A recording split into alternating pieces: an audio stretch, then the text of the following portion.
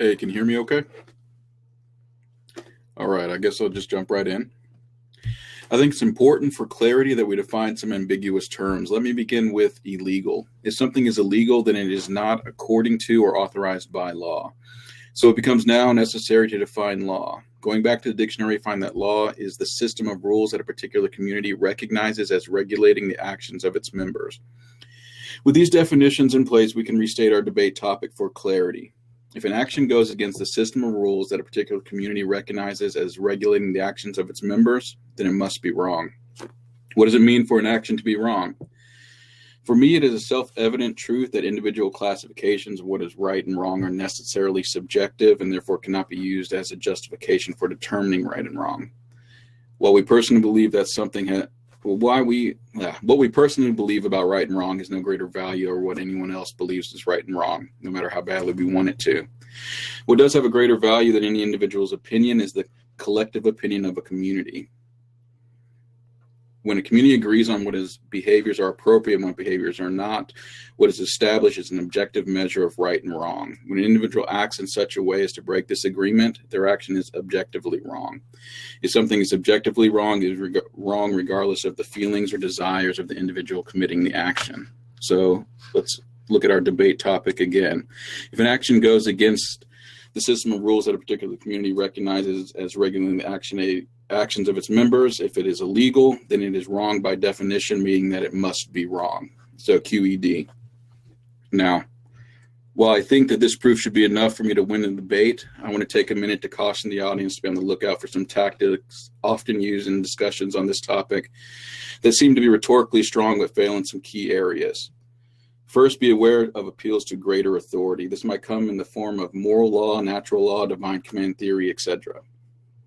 In every case, however, what is happening is not a rejection of the idea that law is the definition of right and wrong, but simply an appeal to a different law that some individual believes to have a stronger claim of jurisdiction. To claim one law is superior to another is not only a subjective claim, but also accepts that law is what defines what is right and wrong. Secondly, it is important to note that while specific examples of law that were once considered justified but are now considered horrific are emotionally appealing, all that is being demonstrated is that as the community changes, their agreements as to the definitions of right and wrong behavior changes, and so does the definition of what is right and wrong. This can only be the case if it is the law that objectively defines what is right and wrong. Having read through that, I'll pass the mic to you. All right, so I'm going to go through a few of my own points, and then I'll address yours.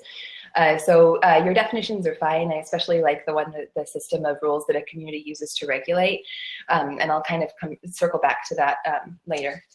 So basically, my main idea in this debate is that the majority of laws that prohibit things are based on the personal and cultural biases of the people making the laws. So essentially, the people in power and or majority rule, which like a might makes right type of system in order to regulate everybody, which is not your own definition of the community standards where everybody gets to participate in those regulations. So they're based on the personal and cultural biases of the people making the laws, not some universal sense of morality, which is why different things are illegal in different countries, and that's why laws change.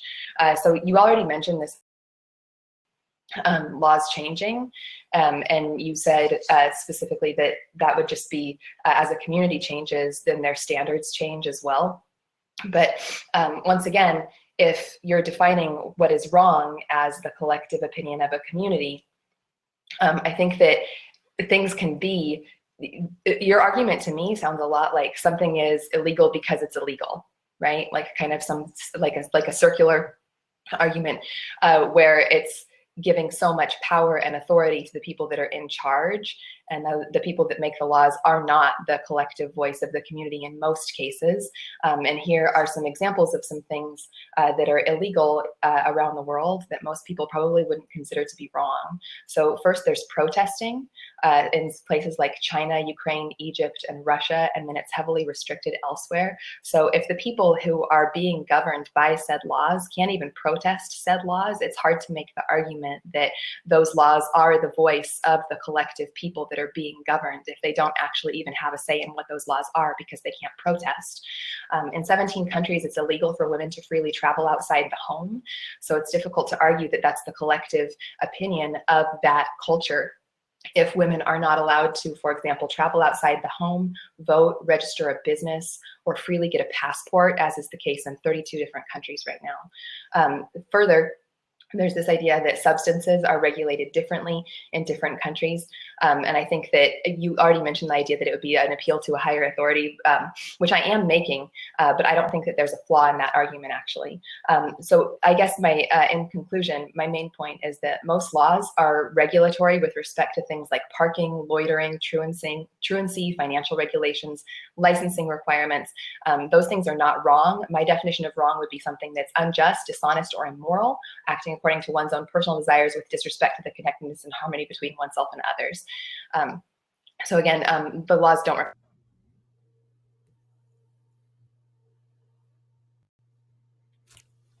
Okay. I didn't realize it jumped back to me. Okay.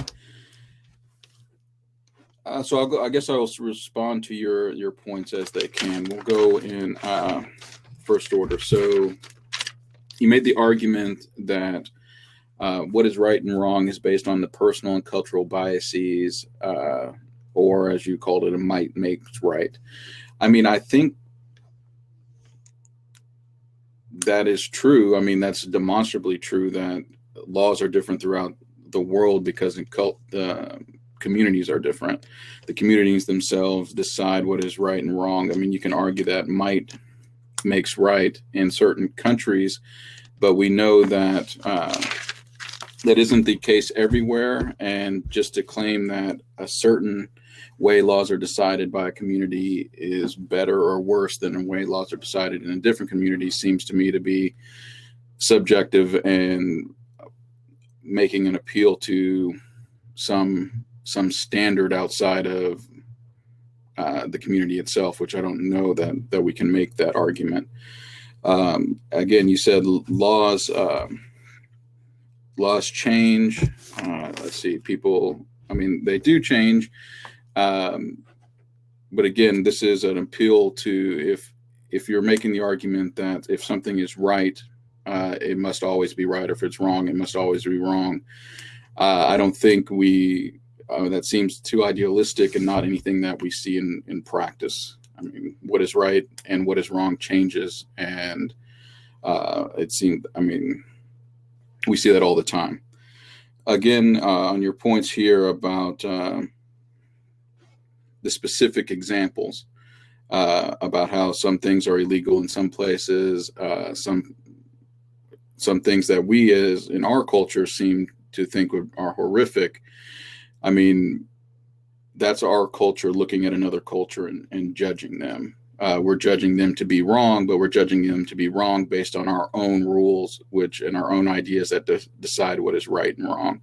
So we are just saying that we feel that our rules have a better jurisdiction than their own rules, but we're still using rules and we're still using our laws to define what is right and wrong. So we haven't actually shown that there's something that isn't a law that defines what right and wrong. We just think that our particular version of the law is better, and so what they're doing is wrong, which I'm sure they think the same thing for us. But like I said, that's just a subjective opinion and isn't based in reality.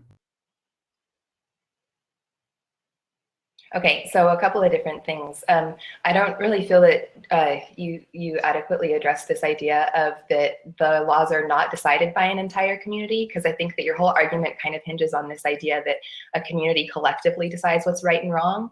But that's just not the case, and it's been shown over basically all throughout history that a community doesn't take the participation of all of its members in order to make laws. And in fact, the participation of certain members of most communities are actively not considered in the making of the laws that affect those actual people. I can give an example, things of like voting rights laws violations, where laws were systematically passed disenfranchising specific populations, and then those people had no recourse. They couldn't vote those laws away because the laws were passed in a majority rule circumstance. And so your argument basically all hinges on this idea of majority rule or might makes right, which I would argue is actually morally wrong. And I think that there really is some validity to this argument that appeal to an authority, because it seems like things in most places, the more people that are allowed to participate, once you have more participation from the actual community members, things move in the same direction over time, and over different countries, right?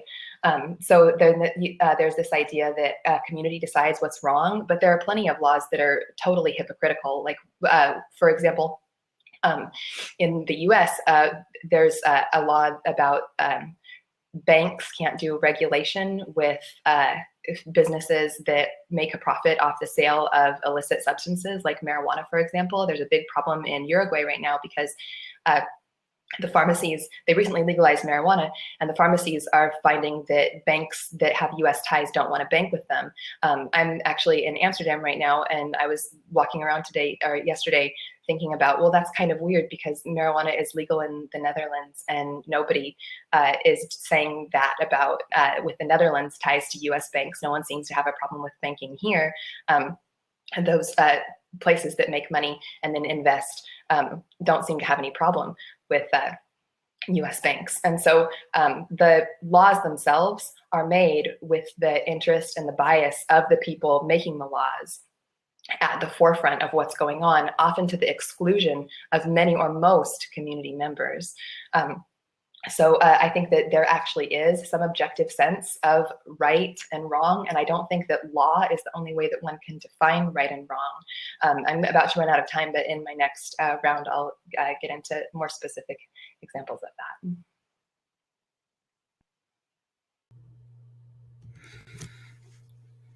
All right, thank you for your argument.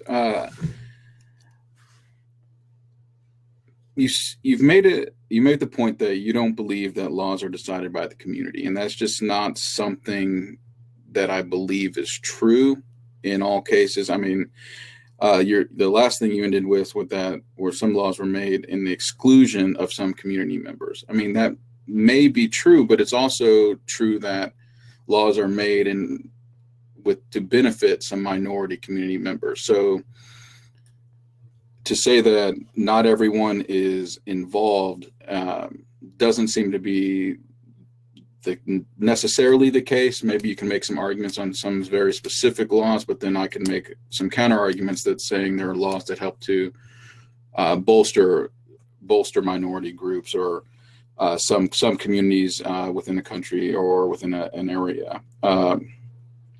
I don't think that we can also, I don't think that we'll be able to hold up to the idea that laws are not decided in the community. Even in the United States, you made the point about voting laws and different laws that have changed over the time in the last 100 years or 200 years. So we see that we make a progression, that our laws change. For us to look at another community and say, well, you haven't changed fast enough, or you haven't changed in the right order, or you haven't done things in the appropriate way. That, to me, that seems like we're just then evaluating them based on our own opinions, our own ideas of what's right and wrong.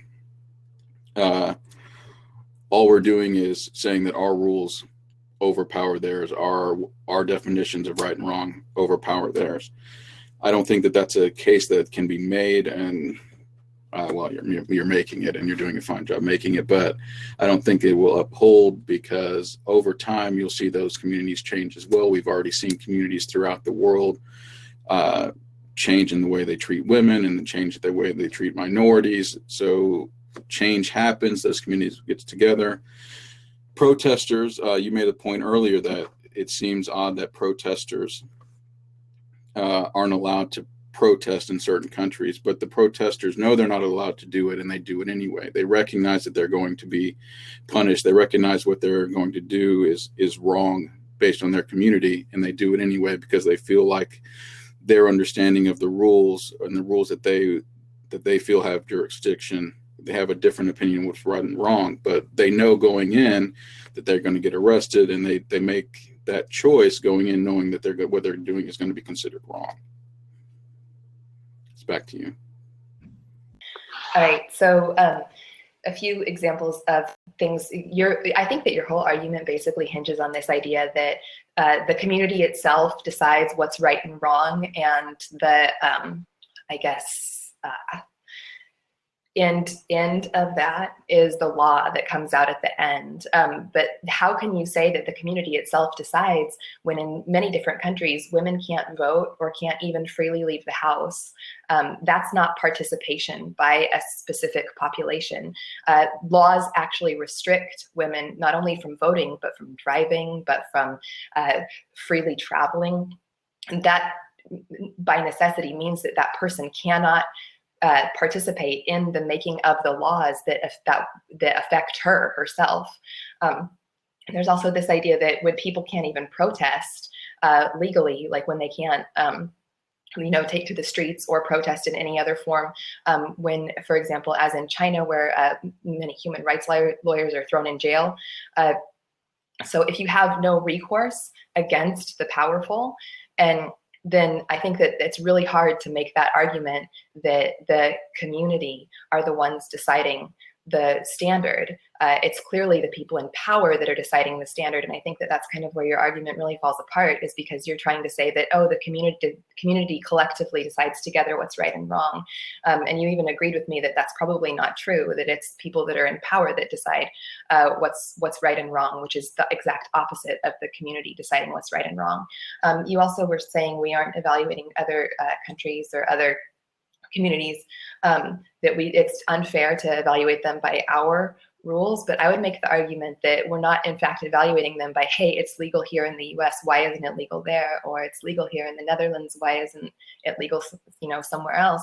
It's people, when they make those arguments, underpinning that idea is this idea of some universal moral authority, where why are we putting people in jail for having a joint? Right? Like, why is it illegal to protest in some places, right? I think that people fundamentally recognize that things like free expression, collective civic participation, that those are values that are important. And the reason laws have changed is because those groups that were disempowered systematically decided that, hey, maybe we're going to sacrifice ourselves, our time, maybe being thrown in jail, maybe even possibly our bodies, in order to change the laws for people that came after them. So protesting unjust laws and taking your participation, that is community participation, and that is in a force to change law. All right. While you're talking, I just wanted to look up to make sure I had the dates right. In the United States, women got the right to vote in 1920. So by your argument, it would seem that until women got the right to vote and allowed that portion of our community to vote, then all the laws that exist on record from before then were unjustified, were somehow not good definitions of right and wrong. I don't think that we can make that argument, because in the United States, that did change. The people who were in power changed their opinions to say that the community itself didn't have a part in making that change. Seems to me to ignore all the impact that the women themselves had in getting those laws changed and changing their community. So to say that the community isn't involved in changing what is right and wrong, I mean, even just that example of women getting the right to vote in the United States seems to prove my point that what is defined as right and wrong changes over time as the communities change. You made here an appeal, it seemed like, to universal moral authority. So it seems that where you would get this universal moral authority and how that would somehow usurp the rules of a community, either if it's the government giving the rules, if it's some underpinning moral authority. I mean, the rules themselves are set up. Either they're moral rules, either they're rules from the government. There's some sort of rule or law that defines what's right and wrong. I mean, you're saying that, okay, their rules are wrong based on this other set of rules that are defining what's right and wrong. And that leads into this point. You said that some laws are unjust. Well, I don't know how you can make an argument that a law is unjust without appealing to a different set of laws. I mean, justice by itself requires that it's some sort of law that you're appealing to. So laws exist.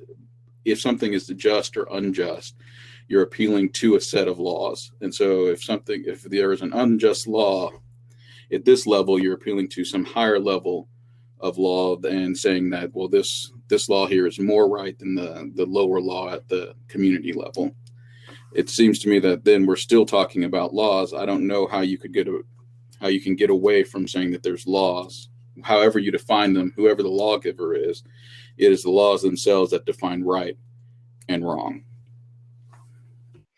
Okay.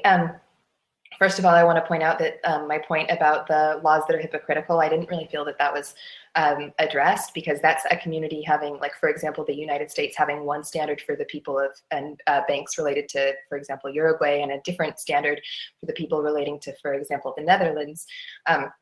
And so that in and of itself speaks to the idea that it's the interests of the people making the laws that really dictate, rather than some sort of community participation. So you make this a point that as communities change, laws change.